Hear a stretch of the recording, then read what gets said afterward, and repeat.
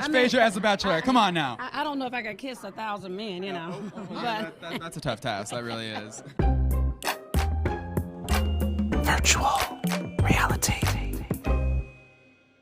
Hi, I'm Danny Murphy. And I'm Evan Real. And we are coming to you directly live after the whirlwind that was the DIRECTV Streaming with the Stars carpet, Evan. Oh my God, yes. It was an Oscars viewing bash. So the girls came out in full glitz and glam. There were so many Bravo celebrities, so many Real Housewives, so many reality stars beyond the Bravoverse, but it truly did feel like a baby BravoCon. I was like, are we in Vegas again? It did give me a lot of Vegas, especially because it was like inside air conditioning. You were like, what's even happening anywhere? And it was like so early to be partying because I'm not used to award show timing on the West Coast where I'm like, oh, carpet started at 2 p.m., which was lovely to see. But everyone, I mean, almost everybody that was on the face sheet attended. One woman didn't, and I think we know maybe why. Oh, yeah. So you guys, Shannon Beador was supposed to show up to this event, but turns out she didn't make it. And out the Beador. Yeah, she did not open the Beador to Spago Beverly Hills because this is where Alexis, Bellino, and John Janssen, Shannon's ex, were making their red carpet debut. And Danny, I don't know how you felt, but it was such a surreal experience for me to experience the two of them in real life together. And also, when we were asking about Shannon, they did not hold back. I feel like the Bravo fandom is accepting it. I mean, we certainly love to see you guys together. How is Shannon feeling now that the cameras are back up and we're in the same vicinity as her? You have to ask her. Have you asked her? No. Do you care? Do you care? I mean, I personally care. Yes. Okay. We do care. Absolutely. We don't want to hurt. We're not here to hurt anybody, but you have to ask her for any questions that are regarding her. John, as you navigate this relationship with Alexis, how are you being mindful of Shannon's feelings in all of this? You know, at some point, it's not about Shannon. Which was about yesterday or a month ago. Of course, I don't want Shannon to hurt. I wish her nothing but the best. But I'm focused on Alexis. Y'all heard what they had to say about Shannon and what they had to say about their future. And I do gotta say, is it fast? Looking calendarly, yes.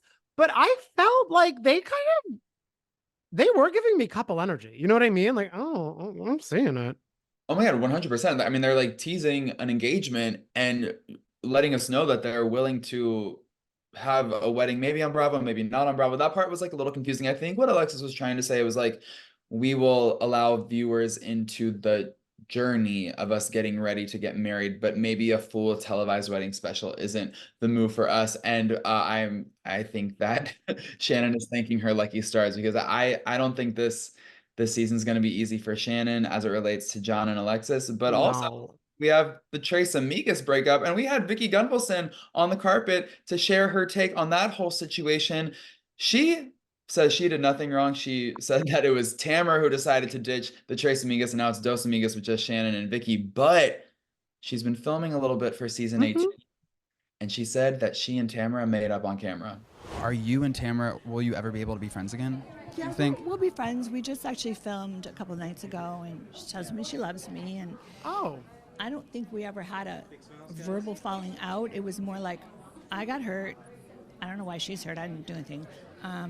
I think that time will tell if it's real or not. I mean, I'm curious what everybody thinks. Would you want to have their mended fences, or would you have enjoyed if they fought a little bit more back and forth? I don't know if I want to see Vicki and Tamra fighting for that long, because that's a web of chaos I don't even think anyone could get out of. And I also feel it was more situational because, again, Vicki said she did nothing wrong. And she also feels like Tamra will get massive FOMO watching her and Shannon on the road. So something tells me Tamra was just like wanted to take a beat. And now she's like, oh, but I guess it's one of those like, why were we fighting situations. I do love though that she's keeping the fight alive with her arch nemesis, Teddy Mellencamp. Like when you mentioned two teas in a pod, she wasted no time calling them two tits in a pod. She was like 2 fourths.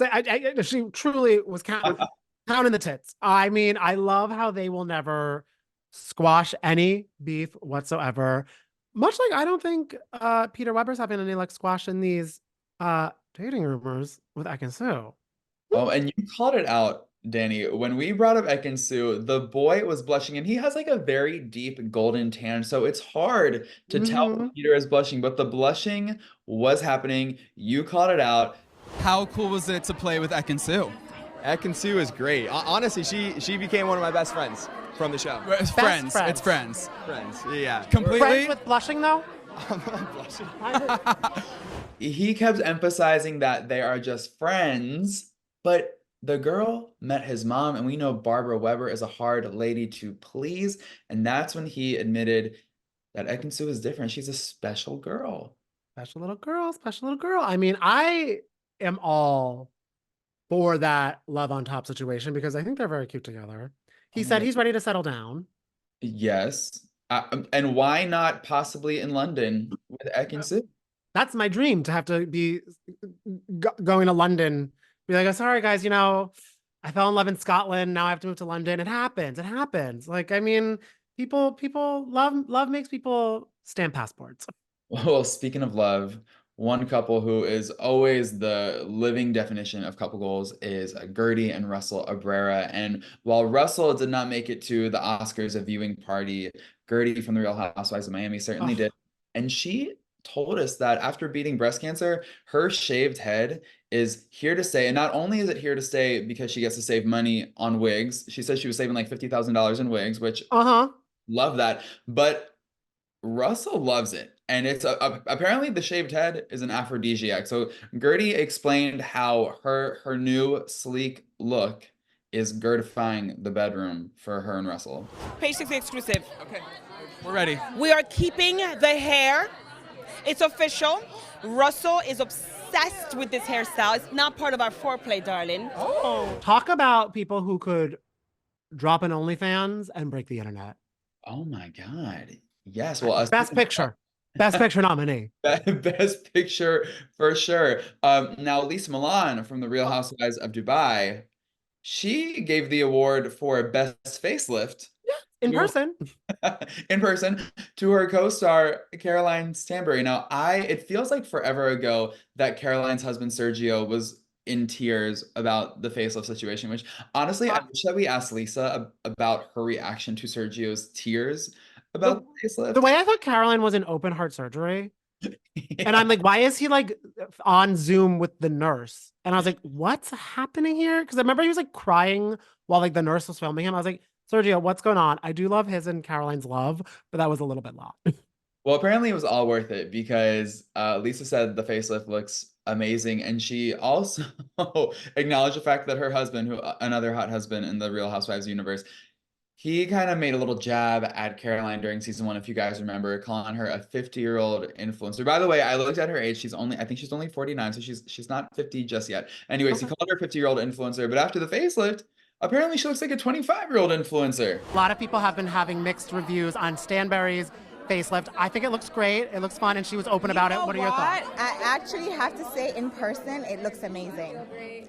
It actually looks good. You know, my husband called her a 50-year-old influencer, and when he saw her the other day, he was like, 25. Then the facelift was worth it. It was worth it. She looks amazing. She does. And I love that she even had Denise Richards on our podcast. I need to listen to the episode where she just was like, all I want to do is talk about plastic surgery. So I love Caroline also was like, yeah, talk about it because I get it. And I'm supporting it. And I like that she's open and honest about it. Yeah, I also will talk about plastic surgery for hours. Like, it is like one of my favorite subjects. Lifting off all the procedures I want. It's truly like, oh, Caroline's like, I want it, I got it. I want it. Yeah. It's very cold, don't like it, love it, gotta have it. And I mean, it's very, the Bravo verse keeps their medical records pretty open, whether it's a facelift or it's Sutton, who we just had to know what was going on with her at the reunion that we watched last night. And of course, we all saw that it was, she had to go pretty early on in part 3. She's Beverly Hills. Yeah. And you don't want to run crossways with this one. Right. All right. Well, what are you okay? Are you okay? What's happening? Are you okay? What's wrong? You okay? What Sorry, happened? no, just good. You want some water? Oh, God. Wait, can we call somebody, please? You're shaking. I don't want to lay down. She should lay down. Should take care of I don't want to lay down. No, hold on. She's not sick. She's shaking. I don't Why think don't we you should sit down? I don't think we should be walking. Lay down. We a lot of fans speculated it was Kathy induced, but she let us know the actual diagnosis that went down. I did have a medical issue that was serious, and I will say this. Let me just start with, like, Andy Cohen was so, like, dear to me. He called medic right away, and I ended up going to the emergency room with truly one of my best friends, Garcelle. She stayed with me at the emergency room the entire time, which I cannot thank her enough. It ended up that I was suffering from exhaustion, which sounds stupid, but it's a real thing, and dehydration. I was working a lot between New York and LA, back and forth, working on my new company, Sutton Brands, and then also had a severe case of bronchitis. And so I was really down for about 10 days. I had to shut my life down, which is very difficult for me. And it took about 6 weeks for me to feel 100% again. You know, I think as a working mother, we want to be perfect. You know, I want to stay on my job, and I want to be there for my son. And I just burned the candle at both ends, and I seemingly failed. Well, no, it's one of those moments where your body forces you to shut down. Recalibrate, which I feel is probably needed, especially because you had a very dramatic season and year and everything on top of it, besides the family stuff. You had a lot of people coming at you hot, which isn't good for... Oh, I'm used to it. That's true. That's true. You're used to it. I am. But I will say it had nothing to do with Kathy Hilton. We're very good friends. I love that everyone was saying that. I know. I'm like, Kathy. Kathy was like, what's going on? Kathy was calling me when I got out of the emergency room that night, like checking on me. And the entire cast checked on me, not just one day, but several days. We have the most amazing production team. They were with me. Some of them were with me at the emergency room. And let me tell you, you do not want to go to the emergency room in LA. It's not fun. And they all were with me, and I cannot thank them more. Do you know what I love about that moment in the Beverly Hills reunion? As poor Sutton is shaking and figuring out whether she needs to go to the emergency room or not, Erica takes it upon herself to have a little catch-up sesh with Kathy Hilton. She's like, so, how you been? And she's like, I'm good. The Christmas tree is still up. I was able to go after her next. All right. I know, I thought, I think we can do it. It's a good way to get out of being here.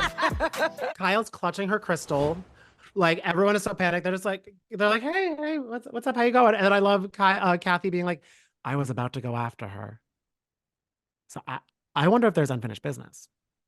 Maybe Sutton's body is psychic and was like, girl, we got to think of something real quick. Got to get out of here. GTG, which I'm all for, but that couch looks so empty at the end. I'm glad Crystal slid down and Anna Marie slid down, because there was a moment I was like, now there's just so much empty space. I know. And it did kind of feel like Andy was talking to one side of the room, like after Sutton and Garcelle left. It was, it felt like... It almost should have just been like a Kathy Kyle sit down, because I feel like he didn't ask anyone questions besides like, so Dorit, why did you think Kyle and Morgan were dating? And Dorit's like, can you not make Kyle more mad at me?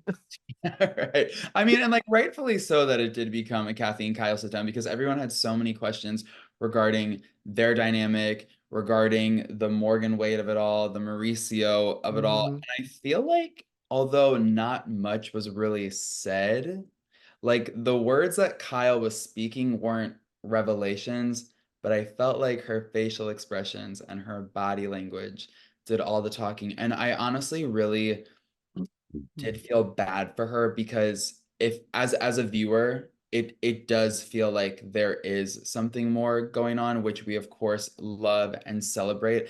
And I'm proud of Kyle for standing her ground and not giving it in that moment, because to me, it felt like questions were being asked in a way to have Kyle potentially out herself right there at the Real Housewives Reunion. And I think that she knows if that's in the works, which it very well may not be, maybe it's just like my own fever dream, because I think the girls like very good together. As Kyle said, Morgan is hot, and as we say, Kyle is very hot. So the girls look good. Kyle's my dream to be. Yes. Yeah, and if that's in their future, we're so excited for them. But I'm glad that she didn't let that moment take place on the Yes. Kathy and the girls, you know. And I like too that she was kind of like, yeah, I was curious, and yeah, I don't know what's going on. Like, I thought it was the most. I know a lot of people, like you were saying, were probably hoping for like a definitive answer, but I thought it was the most honest thing I've ever heard, is being like, yeah, I don't know what's going on with me or anything. I'm just trying to like ride a wave and figure some stuff out, which I was like, I'm all for, because it's hard. I mean, she's watching this like marriage of 25 years, a separation. She's dealing with everything. Mauricio was just an Aspen talking about XYZ, you know what I'm saying? So it's a tricky time for her. And I feel like she just needs to keep on. And I think she's doing a really good job at prioritizing herself for the first time in a long time, or maybe ever. Right. Which I am all for. And I mean, who she could take some lessons to prioritize herself from? Everyone on Vanderpump Rules. Because I think everybody on VPR is like my way or the highway, which is how we got into like some fun fights at a chart reading, which I love. Allie, I've never been more jealous in my life to get a package to prepare for Taylor Swift, which, by the way, I loved her singing. When Teardrops on My Guitar blessed our ears on the radio, I decided I want to be just like Taylor Swift. I'm so strong, and I want you to see that this girl's got nothing on me. I know. I was gonna say, I don't even care about whatever happened between the girls. Like, all I can think about is Allie's original song. It was something like, that girl will never be me. Like, oh my God. It was so, she actually sounded really good, and she was playing the guitar herself. Like, what I hope happened, and this really just speaks to Allie's like all around talent as a human being. Like, she heard Taylor Swift and then decided to learn to play the guitar and write songs. Like, I feel like it happened like very quick. I mean, maybe she had been playing the guitar since she was a very little girl before she discovered astrology, but something in my heart tells me that she, as a hardworking Capricorn, decided to pick up the guitar and was like, I'm just going to work my way to being Taylor Swift. And then perform. And I think that's true, because she said Teardrops on My Guitar is what shifted everything. So obsessed with that for her. Maybe can she get in a booth with DJ James Kennedy? I don't know. I don't know if she wants to go dance route, but she's dating a musician, so let's get her to do it. I mean, I would actually be obsessed with an acoustic Allie set. Yes. Oh my God. I mean, please. I do love that she was like, well, if I can't be a Taylor Swift, I'll just be an astrologer. But there can only ever be one Taylor, so I decided to become an astrologer instead. The most relatable girl on planet Earth. Yeah, I also do love how like she had no idea that her astrology party would set the stage for such explosive confrontations between Katie and Lala, and then not necessarily explosive between Ariana and Lala. They got kind of heated, not as heated as Katie and Lala. And then I feel like poor Sheena was like having confrontations in her own brain. Like, yeah. Oh, I felt so bad for her, because it seemed like she really wanted to say a lot. But when she saw Ariana talking about James Kennedy eating a steak in a suit with Tom Sandoval, Sheena said it was game over. Yeah. But I do feel, because I know some people have been like going back and forth in this season of Vanderpump Rules, I feel we are so back. The second Lala put her fingers out, when she starts talking with her hands, you're like, oh, this season hath begun. And I like that she like was even like, Katie, don't you try to make a face at me and everything. Like, and I do feel like they're fighting. They're both like, because Katie was fighting for Ariana, and Lala, I feel like, kind of was fighting for Sheena. So I like that they were like fighting so loudly, and they were able to cool off so fast, because like, wait, why am I shouting at you? Right. Yeah, totally. She was like, look at my chart, whatever. I don't care anymore. But you're right. They kind of were fighting for others. I do feel like Sheena, I'm glad that Sheena had Lala, because I feel like she is someone who, unfortunately, I feel like needs some support, because as she said, she always puts others before herself. And like, even like Ariana said in her confessional that Tom is purposefully going after Sheena, or trying to repair the friendship, because, you know, everyone perceives her as this like very vulnerable person that lets anyone walk all over her. And maybe there is some truth in that. That's certainly how I think the majority of the viewers perceive her, and like certainly how her castmates, even her best friend Ariana, perceives her. So I don't know. I feel bad for her a lot. And as you all know, I'm like a big Sheena Shea fan. So Well, you're a big Lala fan. So I'm glad she had Lala up. And you know what I realized while watching them in there? That's all of my signs combined, because I'm a Sheena sun with a Taurus, and then my moon and rising, me and Lala share that. So I was like, why is this making so much sense to me? Oh, it's written in the stars. Wow. And also, I've been to that coffee shop because it's near where my friend lives in LA when I visit them, and they have delicious matcha. Neither of them ordered it. They ordered drinks that I'm like, those sound gross, but I do like the matcha. I'd be all right. I was having FOMO. I was having, about the situation. So, but if any of you had FOMO from the party that me and Evan went to and talked about, you're going to want to sign up for the virtual reality newsletter, which is new. It is Housewives Hangover rebranded, relaunched for all of you listeners and beyond, because there were some stories that we couldn't fit into this podcast episode that we're diving in all in there, between Audrina, Phaedra, little Ashley Darby teasing the Potomac reunion. It is so good.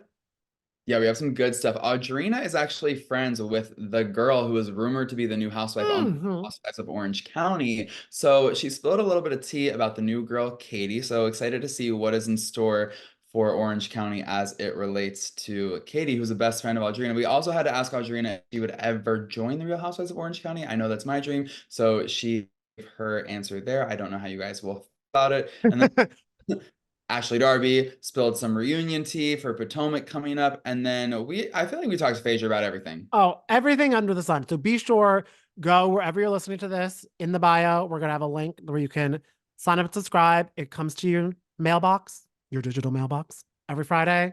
That's a great way to start the weekend.